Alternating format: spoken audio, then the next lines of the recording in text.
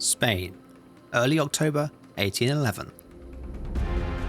We are midway through the campaign and Spanish forces are well on their way to succeeding in their rebellion against the occupying French forces.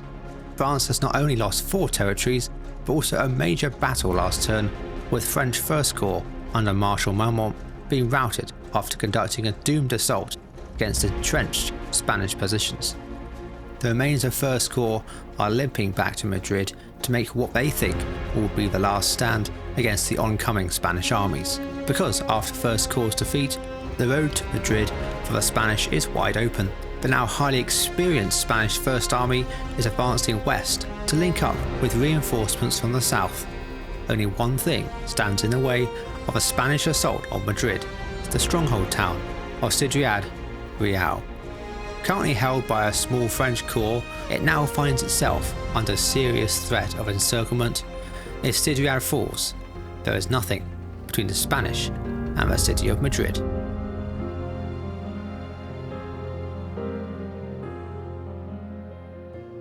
Alright guys, well, it looks like we're losing this campaign, but I may have been reeling Dan in a little bit now. We're doing our little talk. I'm not really sure what I want to do. What army do I have? Oh, I could just do that. Instead of, oh, wait a minute. Hey, we got a little battle here if you want to know where it's over. Are you interrupting my monologue? How dare you? I am, yes. I can't let a random French army roam around in Spanish territory. Well, as I was saying, guys, we're winning the campaign. I mean, very good. Oh my god, I forgot it's such a massive army here. Okay, I'm gonna keep this army here. He's probably got some weird army up in Bajíos that is just huge. So I'm gonna wait until I've got a little bit more money. I'm gonna recruit more in here. I put out this poll, right? And Dan, I saw it obviously, because of course he did, like everybody did. It was a bait. Sorry guys, everyone who voted on the poll, I'm really sorry. But one of the greatest strategies you can do is presenting all the arguments faithfully, but actually leaving one out. And the one that I left out was the attack strategy. And I'm going to move up to Ciudad Real. Because there is an army in there, but there's not an army that is going to beat this, I think. I think I can beat that. I put the poll out, and it basically suggested that I was going to retreat in every circumstance. Withdraw to Zaragoza and Madrid and abandon these territories, which technically I already have. So I haven't really actually given Dan any new information. What I didn't tell him was that I'm actually not going to do any of those things. I'm actually going to go on the offensive. Now you may think, with what? You've got nothing. Right now we've got this big army, so I've split them. This army is going to Rule because he's been attacking it a lot. I know he's kind of got an army over here, so he's kind of strong in this position. So I'm building up Valencia with an army. I'm just getting a lot of artillery, some good units. But there is something in this game which I do control, which Dan doesn't, and that is naval power. I'm a little bit worried he's going to pull a navy out and try and naval invade Valencia. I can move troops down by sea, all the way down here, and attack Valencia. I don't really care if he takes Murcia, because I will have a little army in there. He probably will take it though. But these are kind of the only places he can naval invade that would be bad for me. And so I'm going to take these troops, sail down here. I've practiced doing this. Land them here, and I'm going to attack Valencia and take Valencia. This is the linchpin of the campaign. It's going to come down to that. If I can take Valencia from his back line, all this, wherever his army is, if it's moving up here, if it's moving this way, whatever happens, he's going to have to pull back something to Valencia to fight me. But I feel like if I'm able to take this and this, I've kind of locked off a section of the map. We're going to see if that works. If it doesn't work, then I don't know how I'm going to win this. But if it does, then this could be a big deal. In reality, the situation was far worse than I could comprehend. Dan was only a few turns away from attacking Madrid, and my main army in Badajoz was too far away to intercept, and the only army I had in the vicinity, which was French First Corps, was now battered and bruised, and not capable of forming a strong defence. However, all I needed was a few turns to rebuild my forces, as I had far more capacity for recruitment than Dan. If I could stop the Spanish advance by changing its priorities and forcing it to double back, then I could have more time to recruit stronger forces in Madrid and have an army ready to face Dan in the field. But how is this even possible? It seems like the Spanish were completely unopposed. I realised that it was probably not likely I was going to be able to defeat Dan on the battlefield in an even fight, but I could outthink him in the campaign map. Alright, Mr. Dan, are you ready? Alright, Mr. Tonic, I sure am. Alright, let's see what the AI does. It's all... oh, this is terrifying. Oh, reinforcing Seville. Move south, attack Dan. No, you're my allies, please! Okay. Oh, I forgot how long French turns to. No, I'm gonna be quick, don't worry. It takes so long, guys. We've been here for 7 hours already for his turn. Let's try to do this. Oh, something bad just happened to you, Dan. In a 1000 IQ move, instead of retreating from Ciudad Real, I decided to try and to stop Dan's army in the field with a sneaky spy. The Total War RNG was favourable to me this time, and I managed to intercept the army, stopping it in its tracks. This is huge news.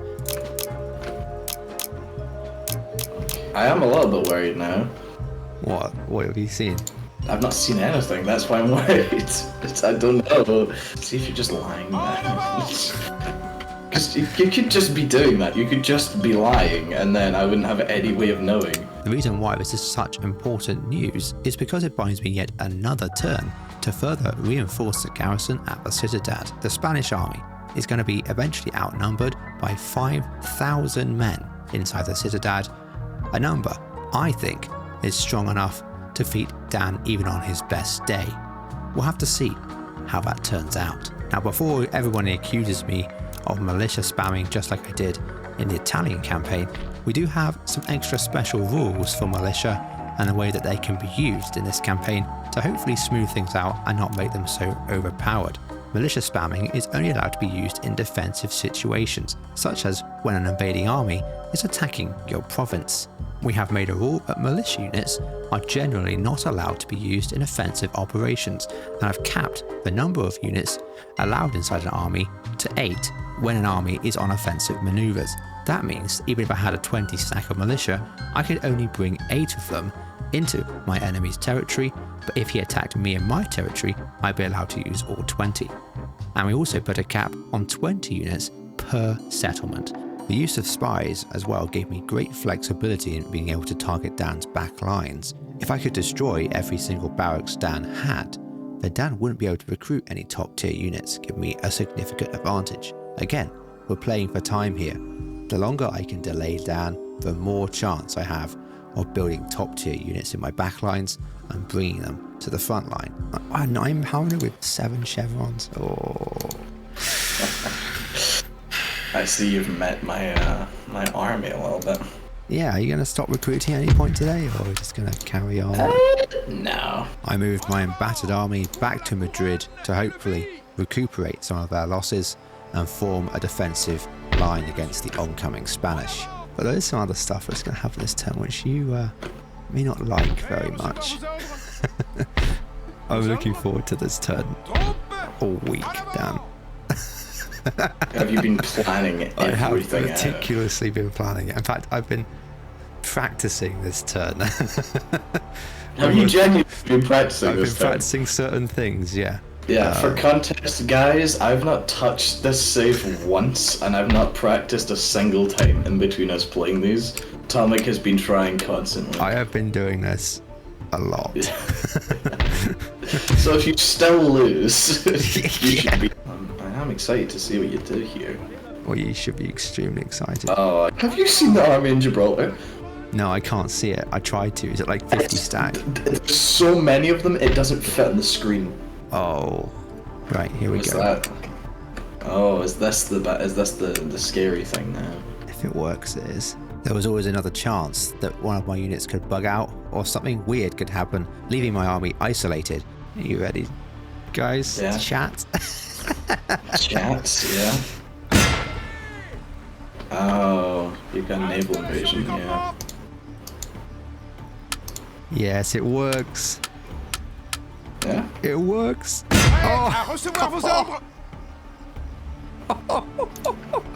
I mean, that's certainly not good, but would I rather have Valencia, or would I rather have Madrid? Oh, I don't care. I got Valencia now. That's your main city in the south, isn't it? Can you accept surrender since it's just militia, or you want to fight this? Seriously. It's no... Thank you. Oh. Money have been running low recently because of Dan's acquisition of a lot of my territory. However, Valencia seemed to have provided me a way out of this situation. I wasn't going to make the same mistake again as I did back in Seville, where I didn't loot the city because I thought I could hold on to it. This time, I was going to get in and get out. It's going to take me 2 turns to get there as well, which is annoying. Good job, Tomic. I was not expecting that. Well, actually, I was expecting that. In my monologue, I said that you were going to do that. If I were you, I think I'd just leave, really. Exactly why I looted it. You horrible... I won't say how much money I got from that, but it was a lot of money. Horrible, evil little man. Hey, Bretton, see that Gibraltar army and navy? Could you, like, move them? Not, like, genuinely being real here. If they moved their Gibraltar army out, got on a boat and sailed to Toulouse, you would just die. There's nothing you would be able to do against it. Yeah, I know. Yeah, it's crazy, isn't it? But, oh well. Oh, that's a lot of money you invested in that town. Oh dear, right, let's check our spies in case we need to assassinate any more of Dan's... Just you wait, Tomic. Just you wait. Oh, I have another port. Thanks, Dan. Oh, look at all these... Can I kill you? Look at all these nice things I can make for you. Oh, it's gonna feel even better just killing you now. That's a good turn, guys. That was probably the best turn I've had since we started the campaign. Oh dear. See, do you know what would be the worst now? If Britain moved over and took it so I couldn't even get it back. I think we'd have to go into a save and make them give it to me back. That's just the way of the world. No, it's not. It's not the way of the world. No, it is not. It's just the way the game plays. Always so scared of ending turns now. I'm just like... Oh, what was that I just saw? Nothing. I haven't moved anything, so it's your turn. No, not you. Not you. Oh. Oh wow, that's a big army. You might think this is bad that Dan's moving his army down to attack Valencia. It's not bad. This is why I looted it. Because there's no way I could have held it anyway. But what's actually happening is exactly what I wanted to. Instead of Dan pushing me, he's actually pulling his army back to Valencia to regroup and to get Valencia back, and he can have Valencia. That's perfectly fine by me. So I'm hoping it keeps doing that, and it allows me to then rebuild, regroup, rearm, and we can have another battle. That's perfect. That's exactly what I wanted to happen. Good job, Dan. Well done.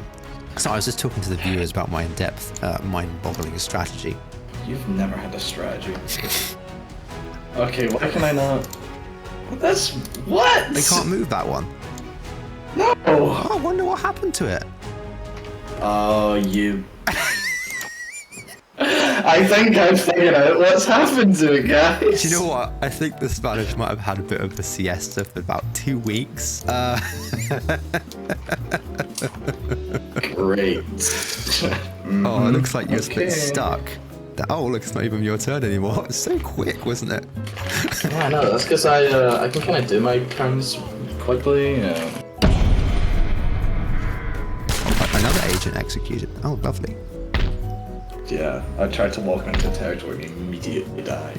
32% chance of assassination. If you assassinate one of my generals, I will actually kill you in real life. Luckily for you, I failed that turn. Unfortunately, this turn my agents didn't have the same amount of luck and failed at stopping Dan's army from moving again, and also from burning down the barracks in Seville. Something that I really needed to have done this turn. Can I get like subway surfers on the side of my screen or something? It does take a while. I've got like 15 different armies that are moving around. Yeah, but like, Napoleon never cared, really. I think we need to evac, I think, because looks like you don't particularly like me being in Valencia. Really? Now, what gave you that crazy impression? Yeah. Could it be the fact that you entered it, looted it, and then immediately set everything on fire? This naval invasion had been an absolute success, forcing Dan's army to retreat back towards Valencia to retake it, but also allowing me to deny him a huge recruiting hub and secure a massive boost to my economy. Okay, Dan, alright. It's a shame that that had to happen, but there we go. I hate you. Couldn't believe you just got backcapped again. Okay, again? Again? Guys, you should all unsubscribe from Tommy's channel and subscribe to mine instead, I think. Make sure to leave as many hateful comments as possible. Say, your military tactics suck. He hates it because they're working. Okay, I'm just gonna demand surrender. Yeah. I hate you. You're a horrible human being. I hate you. Is that like The 4 fact you did turns that. to get back up? Oh wow, I think we're... Is that... Oh wow. Stop! At least it's 100% God. anti-French now. Look at the city, it's 100%. Yeah, it despises you now. Hey, you know how much money I got from that? You may tell you. Guess. How much? Guess. $1 million. 8 grand. What? You got eight grand. Yeah, I was like, you know what? This is a worthy reward of my trials and tribulations. No, it's not. No, it is not worth that at all. Ooh. Fair enough. You want to give up, or? You didn't offer me surrender. I know. That's nice of you. There is no surrender. That's right, I'm not going to take it anyway. My army will be enough to defeat yours. Mm-hmm. Oh yeah, look at this. The only thing I'm worried about is morale. That's the only thing I'm worried about. I couldn't afford to recruit a general last turn. I mean, I am quite heavily outnumbered, yeah. Which isn't great. Wow, by 6,000? Are you sure you want to fight this, Dan? I think I can beat it. Well, if it's any repeat of my capital, you know? Yeah, but this time I'm defending. Exactly. It's not hard to understand why I was feeling so confident in this battle and why I thought that Dan had definitely overextended. But if you take a closer look at some of the units in the army, you'll notice that half my army is militia. If you take them away, our armies are relatively comparable. Dan's actually is far superior with that 12-pounder artillery and superior cavalry and light infantry, and he even has some skirmishers as well. It's going to come down to how well I can use the militia to basically form a screening force in front of my line infantry and try and whittle away Dan's numbers. I know exactly what you're doing, because I can see everything. I can see lots of stuff. Well, it's the first time you use your eyes, that's good. There's gonna be trouble between you and me. Wait, how much infantry? You don't have... Oh, that's your infantry. Do you have a lot of infantry? Because I can't see. That's good. You're not supposed to see the other person's deployment, Dan. Oh, well, yeah, well, clearly you've not learned the game very well. Okay, guys, here's my plan of attack. Well, Tommy can't hear me. We're going to move these infantry up to fight on this side of the town. We're going to try and capture this little side.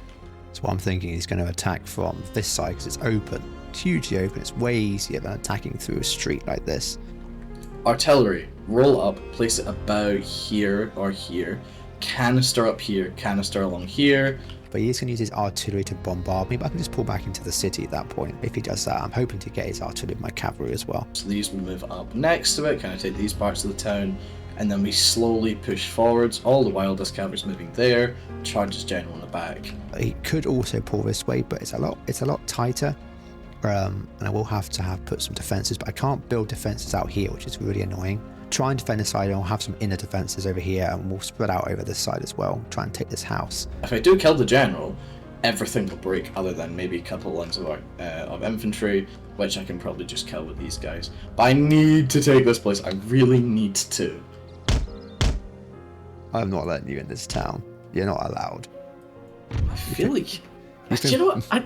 I don't think you can stop me, actually. You've been banned. I've been banned from the map. Oh no. Okay, right. I think we're all ready to go.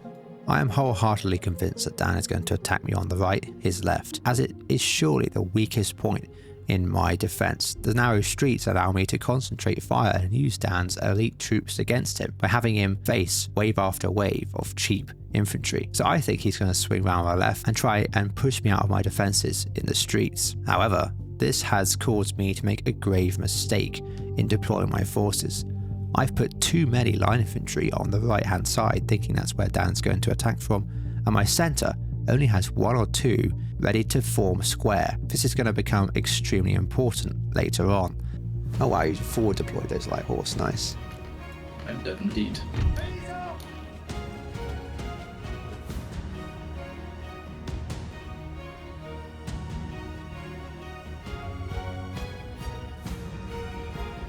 I see you've got a couple of defences. A couple is an understatement. Okay, I see you've got a lot of defences.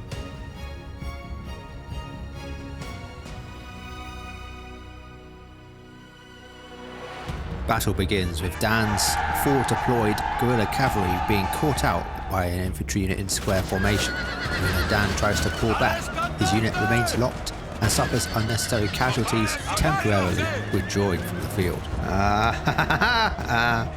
Oh. Oh, come on, guys. Move away from the square. Away from the square. Route. Good. Oh my. Bye-bye. Why are they so stupid? Bye-bye. My first order of battle was to pull out my firearm citizenry and form a loose line in front of my trenches to try and whittle down Dan's incoming infantry. It's so heavily defended, oh my. If I could at least tire them out and cause 20 to 30 casualties per unit, it could really make the difference in the upcoming fight. It's so much worse than I thought it would be. So far so good then, I was trading well. Dan's limited supply of cavalry would soon dry up if he didn't win more of the engagements. However, there was one thing that I had not expected to see this close, and that was the 12-pounder that Dan was bringing up. I'll be honest, I've never seen this kind of tactic before, pushing with an artillery unit in the siege this close. What is that doing there? I got things I do. You're bringing up a 9-pounder that close? That's kind of crazy though, man. You can't canister that. That's crazy. Whilst Dan was setting up his artillery, I was having some fun on my own on the left flank, managing to use my militia more successfully than before by driving back a unit of line infantry. Go on, break. Yes! Oh! And once they do turn and run, my militia are caught out in the open. Run, boys! Our men are running, sir! They just kind of counter-broke at each other. Whilst Dan's attention was divided on his right flank, I launched a cavalry charge to catch his infantry in the open, but only managed to get 1 out of the 2 I was going for, with a last-minute square from Dan saving his advance. Great. Oh, this is too good. Oh, is that your cavalry? Doesn't matter. Doesn't matter. Oh, that sucks, doesn't it? Doesn't matter. But now Dan launches his coup de grace, his 12-pounder artillery that's been set up in perfect position to launch canister right down the centre. Remember, the fleshy underbelly of my left flank is comprised entirely of militia, and yet I seem to be completely unaware of this. The canister is pointing straight at them. This isn't going to be pretty. Oh, that's not nice of you. Canistering. Our men are running. Oh, that does do a lot of damage, doesn't it? It looks like there might be a little hole in those defenses. 9-pounder's not fun. As long as we don't actually get in range of that gun, if you bring it too far forward, it will soon die. The only thing that seemed to be going well for me was surprisingly my right flank, with my town watch managing to put up a decent fight against the line infantry, causing unnecessary casualties to Dan. However, on the left, my men kept getting charged by Dan's cavalry, although every time he did that, he whittles away his effective numbers. Problem is you put those spikes up in front of everything as well, so I can't really do that. Oh, but you know what I can do? My forward positioned line infantry is now trapped behind a building and in front of 2 Spanish infantry units. It isn't long before they break, and the road is now open for Dan to push forward through the centre. Men are running, yeah, nice, sir. yeah. With the trench 9 now unoccupied, it was now a race between me and Dan to see who could make it up there first. Dan wanting to occupy as a forward position, me wanted to push him back, and so the race was on. Unfortunately, I mistimed a melee charge, and my men ended up just standing in front of Dan's unit, and he unleashed a devastating volley. A micro misstep from me allowed Dan to secure his foothold and start pouring fire down on my exposed flank. Dan's cavalry slipped through the centre through a narrow street, managing to avoid the stakes and crash into my militia front line, caused them to break. The only reason my whole front line doesn't collapse is the committal of the dragoons to shore up the front line, and for a minute here, we are wavering on the edge of complete collapse.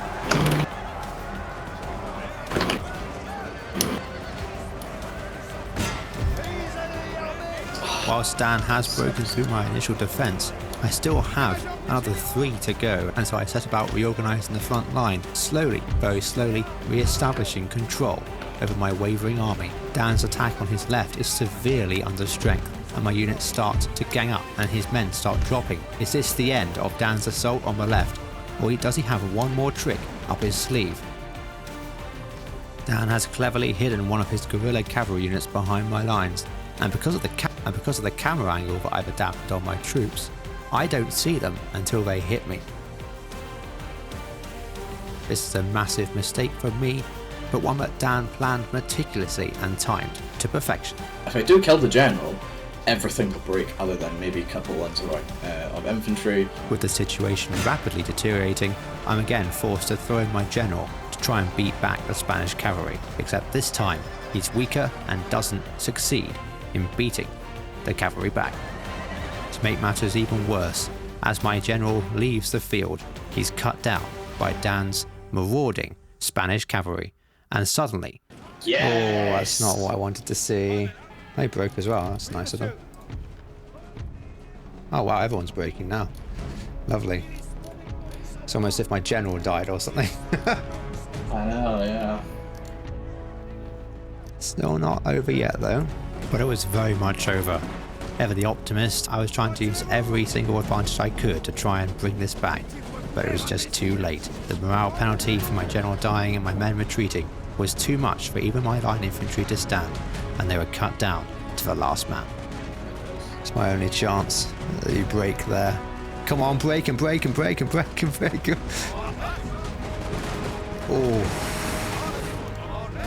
That was a nasty volley. There we go. Woo! Yes! Hold on, Dan. GG, my friend. Thank you. I want to see the kills of this one. Oh, 6,000! My screen. That is a big victory for Spain. In the next episode, the make or break happens in the campaign. This could turn everything on its head. We are merely a few battles away from total Spanish victory. The French are on the run. Onwards to Badajoz. March through Saragossa. Reclaim Madrid. A la muerte.